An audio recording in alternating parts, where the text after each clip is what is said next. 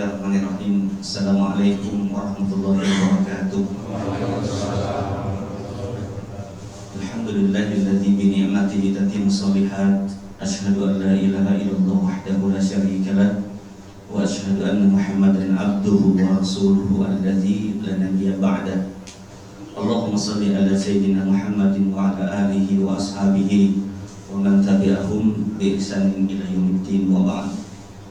Hadirin sekalian, alhamdulillah sore hari ini kita bisa kembali dalam satu majelis dalam momen bulan baru dalam kalender Islam di bulan Muharram 1446 Hijriah. Harusnya kita melanjutkan kajian tentang sirah, tapi karena ada peringatan di masjid kita ini, maka kita akan coba sedikit mengambil pelajaran dari hikmah tahun baru Islam atau pembahasan berkenaan dengan sejarah tahun baru Islam itu sendiri. Hadirin sekalian, kalau dalam sisi sejarah saya yakin kita juga sudah punya pengetahuan yang cukup mengapa awal muasal dari dijadikannya Siti Penanggal itu mengambil awalnya adalah dalam peristiwa hijrah. Nah, kita telah mengetahui bahwa ketika Khalifah Umar bin Khattab itu memiliki jangkauan teritorial, kekuasaannya itu sudah masuk ke 3 benua. Jadi di Afrika, ketika penaklukan dari Amr bin As menjadi pintu gerbang ke Afrika dari Mesir.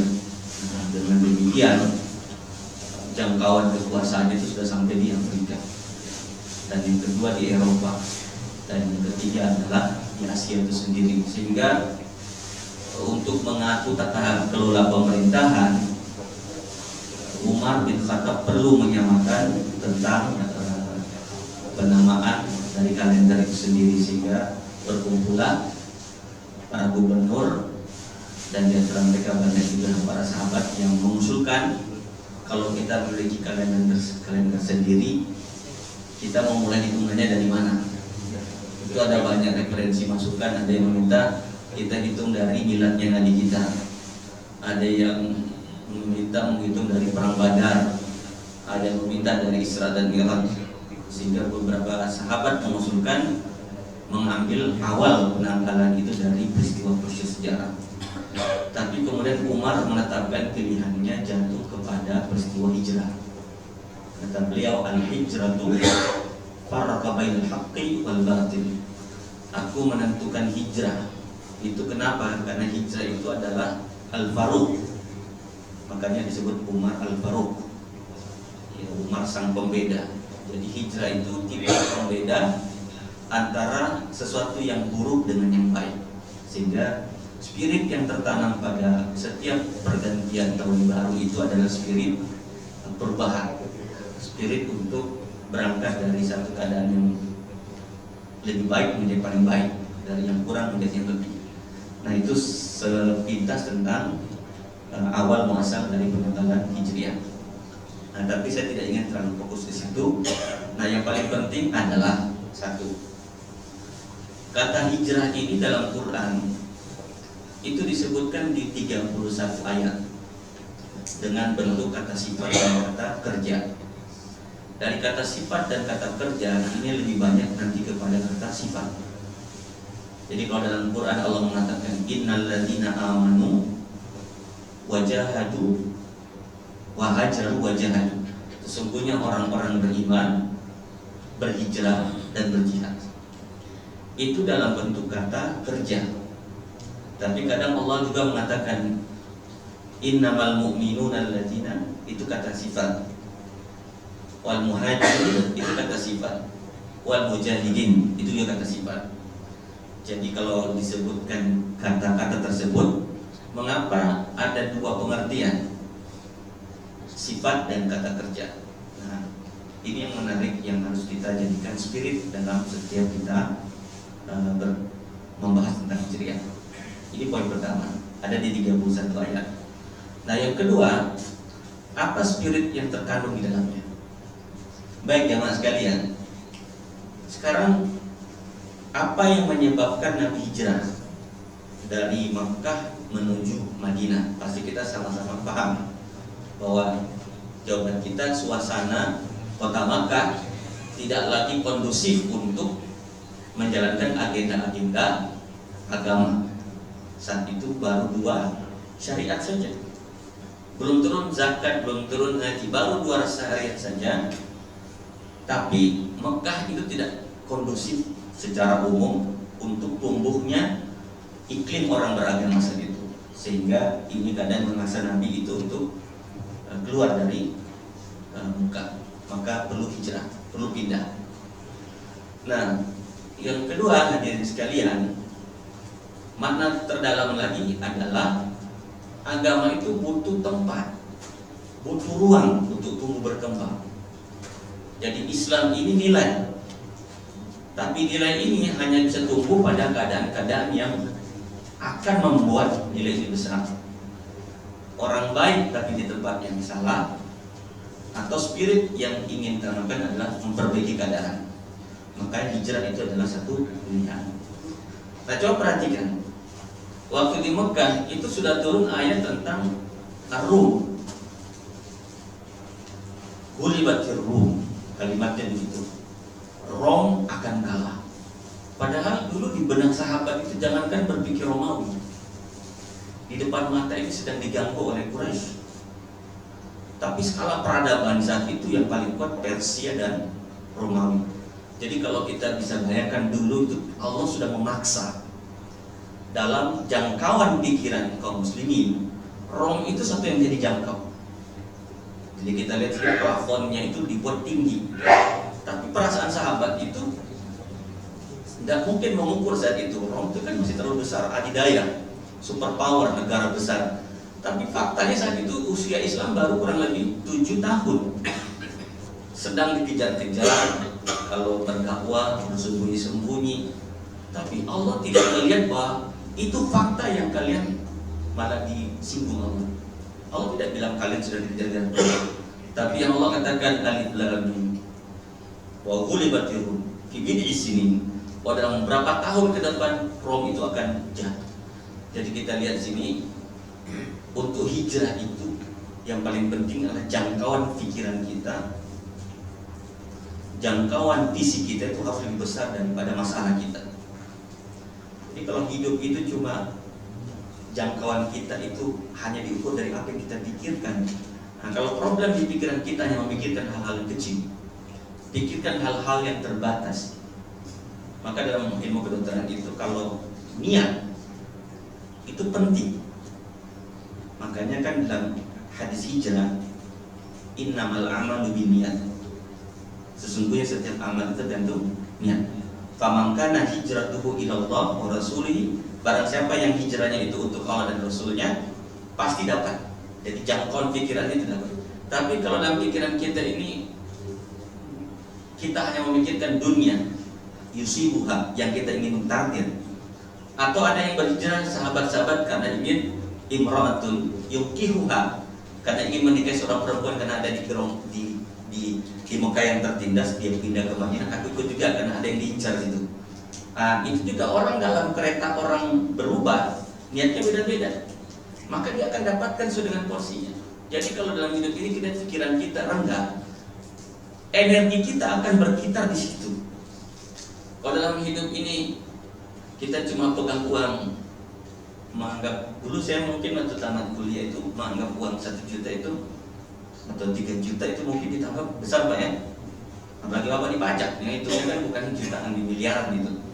Tapi kita kalau dalam hidup tidak pernah pegang uang atau memikirkan uang, sekarang boleh jadi skala kita berubah, mentok. Kenapa? Ya, pikiran kita mungkin bertambah. Nah sama juga dengan Islam, ketika sedang dikejar-kejar Quraisy, Allah katakan Rom akan kalah. Nggak dibayangkan dulu bahwa bisakah kita berhadapan dengan Rom? Kok bisa? Ternyata buktinya apa? Ayat ini terrealisir ketika Umar bin Khattab menjadi khalifah lawan Rustum. Nggak main-main. Dulu level kita masih Quraisy, di Madinah levelnya ngadap Yahudi, tiba-tiba naik kelas. Jadi coba kita lihat, zona tumbuh itu penting dalam hijrah. Nah karena itu Allah katakan orang-orang yang beriman, yang kedua berhijrah dan berjihad. Coba perhatikan, kenapa ayat ini tidak pernah dipisah? Innal ladzina amanu wa hajaru wa jahadu fi sabilillah bi amwalikum wa anfusikum. Sungguh orang beriman, kemudian dia berhijrah, kemudian dia berjihad. Kenapa tidak beriman terus langsung berjihad? Kenapa perlu disebutkan hijrah di sini?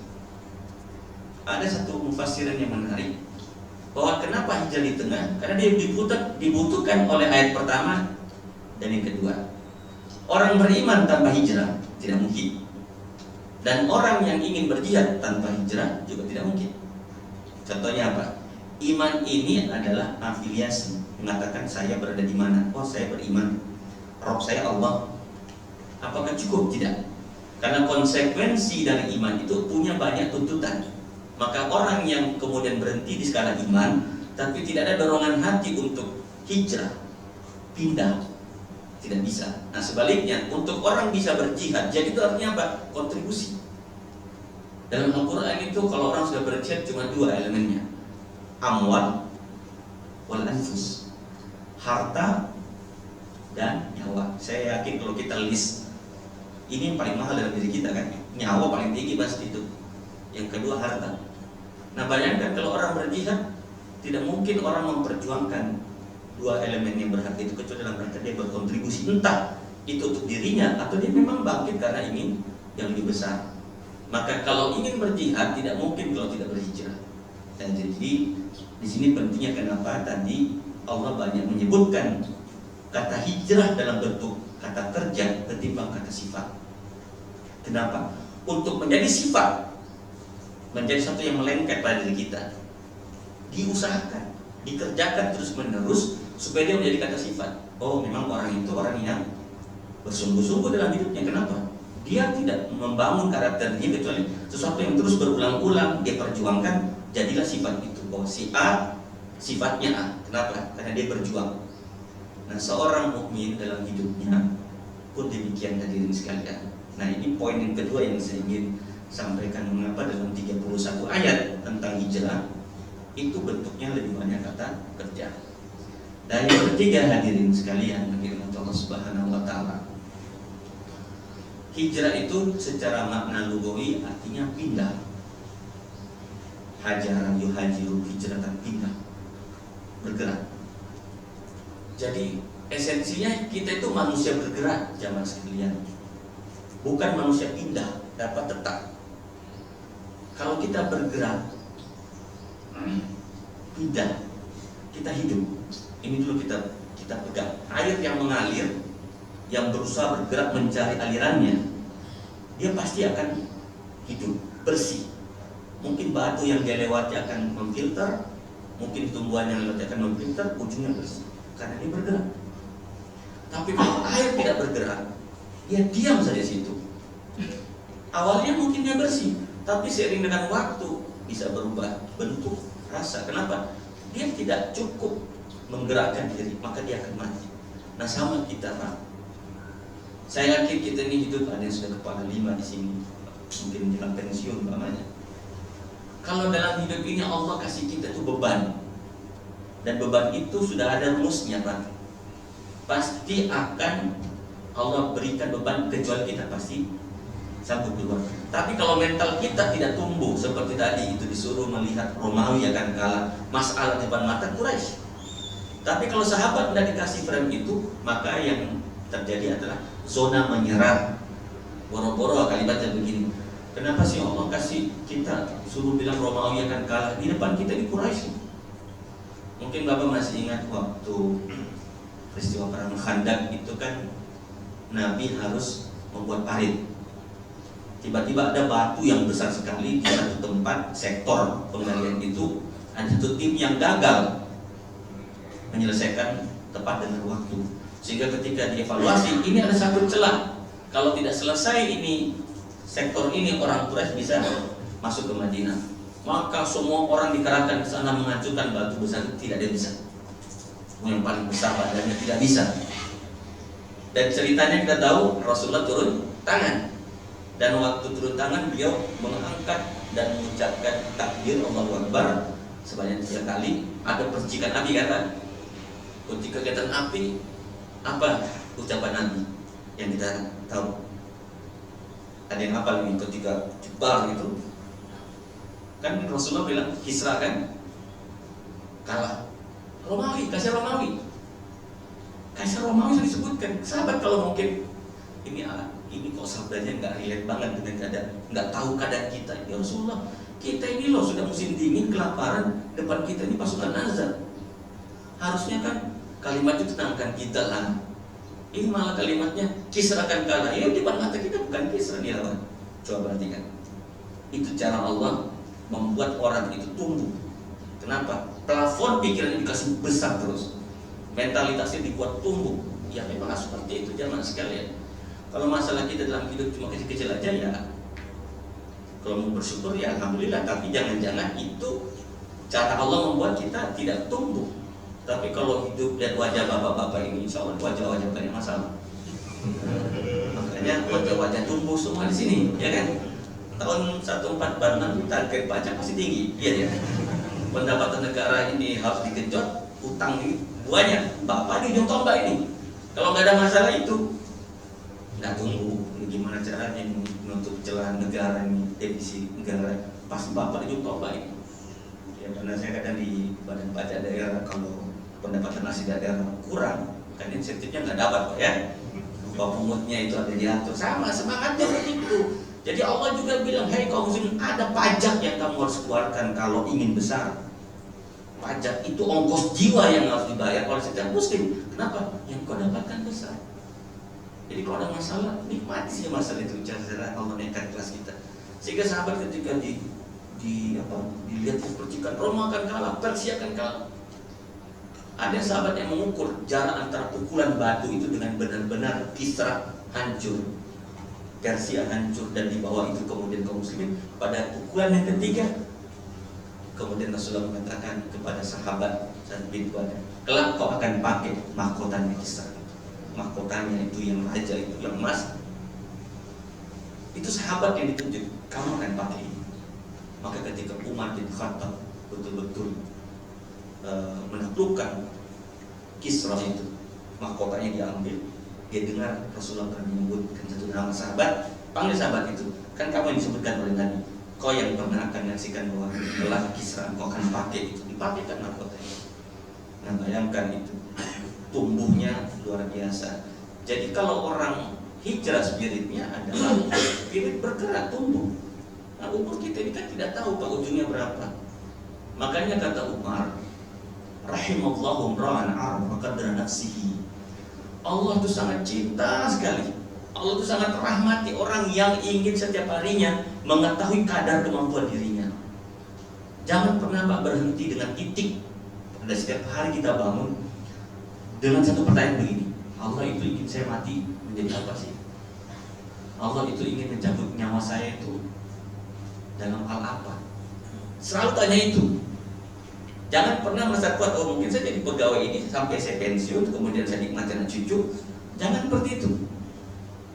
Selalu tanya, karena jangan-jangan ada sisi diri kita yang harus dihijrahkan, diaktifasikan agar kita bisa jihad, berkontribusi yang terbaik.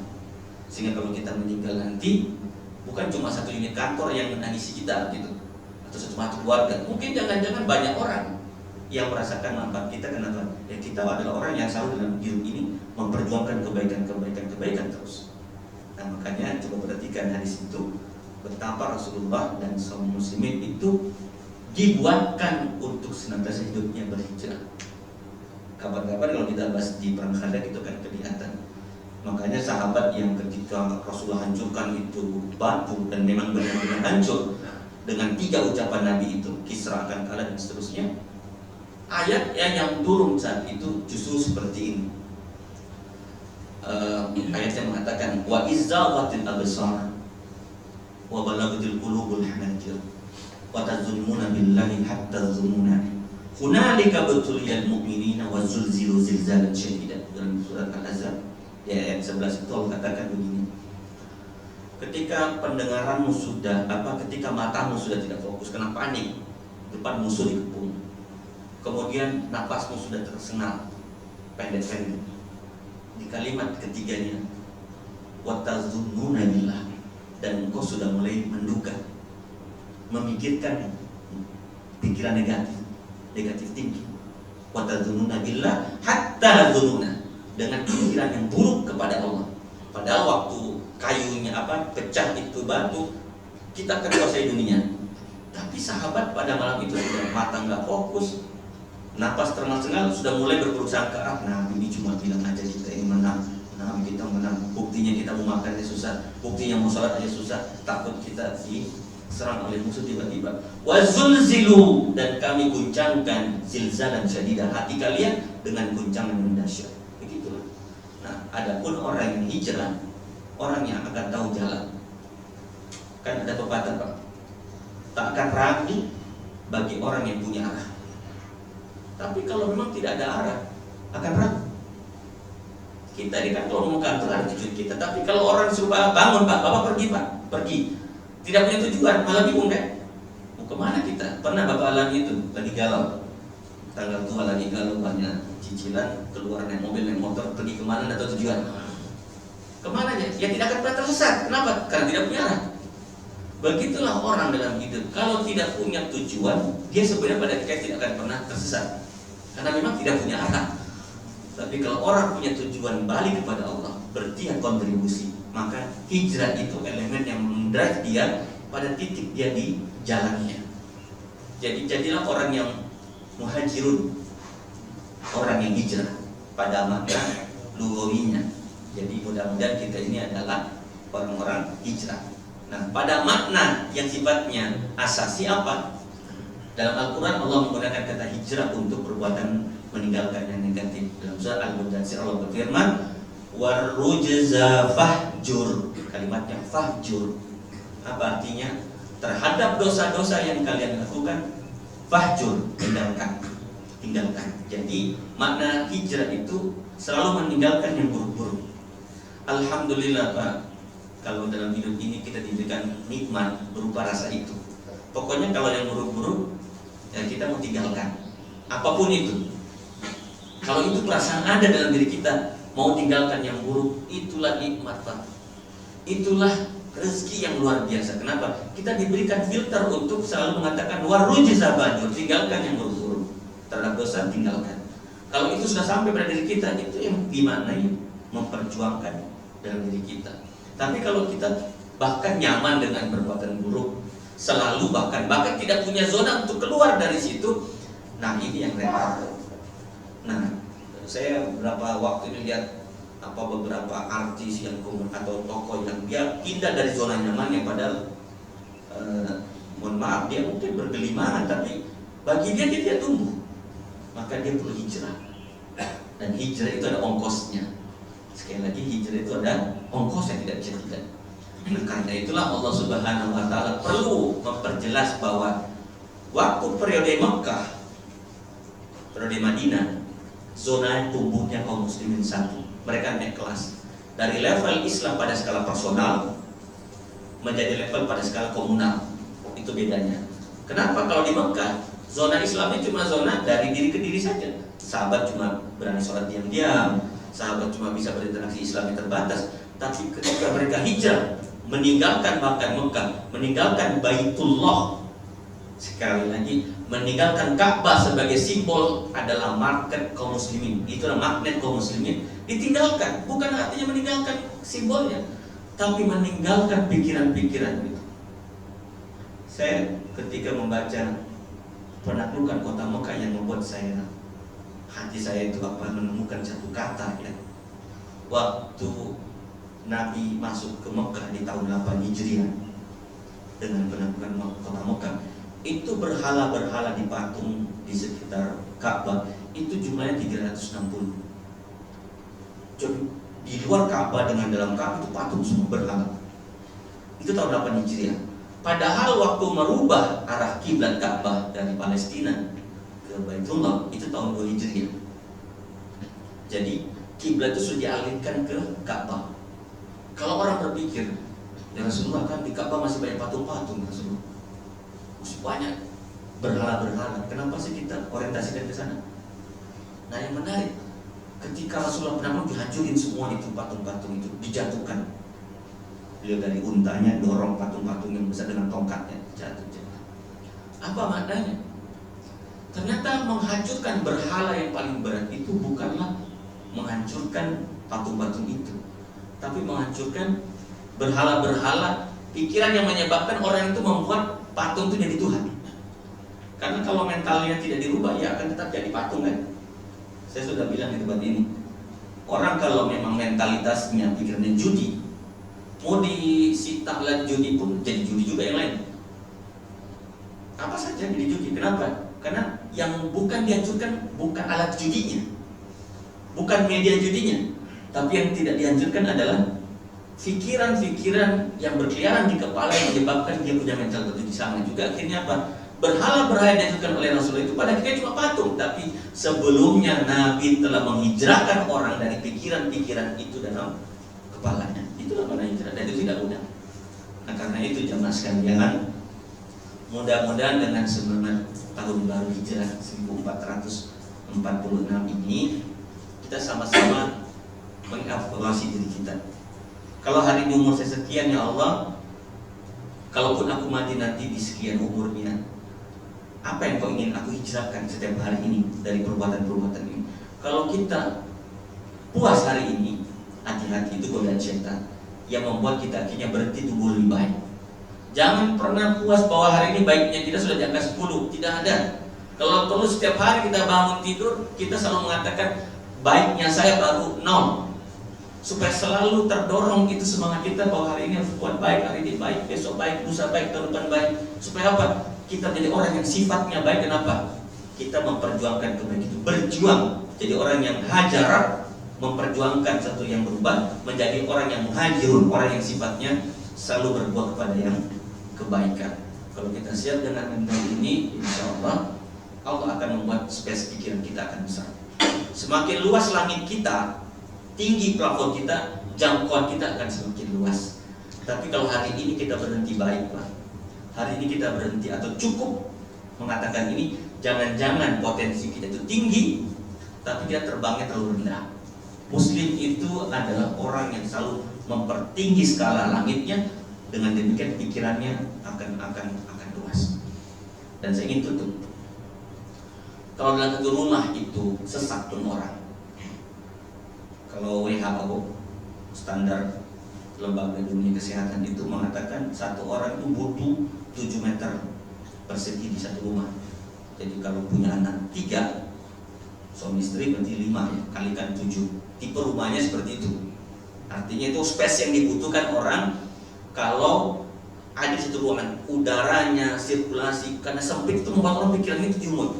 Nah jadi ini menurut WHO, walaupun rumah kita di sini tipenya 4L, lu lagi, ya, lu lagi, dari kamar mandi ketemu ruang tamu itu terus kita lihat, kakinya tipenya 4L, saking besarnya, ya.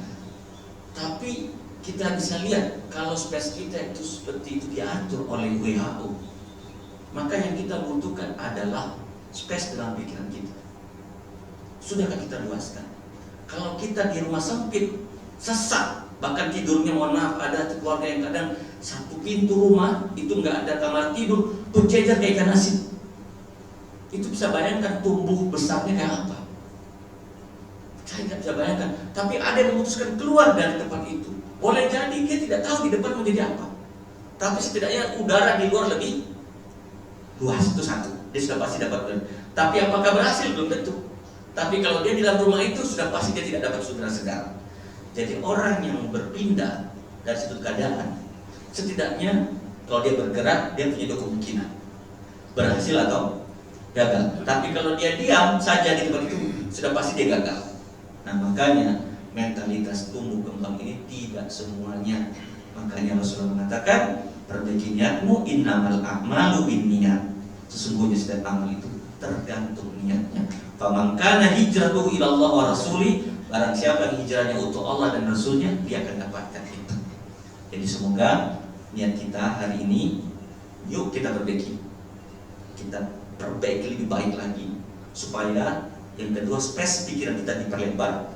Pikirkan hal-hal yang lebih luas lagi, supaya adrenalin kita, pikiran kita itu masuk ke wilayah-wilayah, bekerja pada wilayah yang belum pernah kita lakukan. Insya Allah kita akan tumbuh. Yakin Allah Maha cinta sama kita, yakin Allah sayang sama kita. Tidak mungkin Allah itu memberikan kita takdir yang buruk, tidak mungkin, kecuali pikiran kita lah yang menganggap takdir itu buruk. Itu pada pikiran, bukan takdir Allah. Nah, sudah lepas terima. Sekali lagi saya pribadi ucapkan selamat tahun baru Islam. Semoga visi-visi kita baik secara pribadi, keluarga atau di kantor ini target pajaknya tercapai atau melampaui insya Allah, supaya insentif pajaknya dapat semua insya Allah. Demikian. Wabillahi taufiq wal hidayah. Assalamualaikum warahmatullahi wabarakatuh.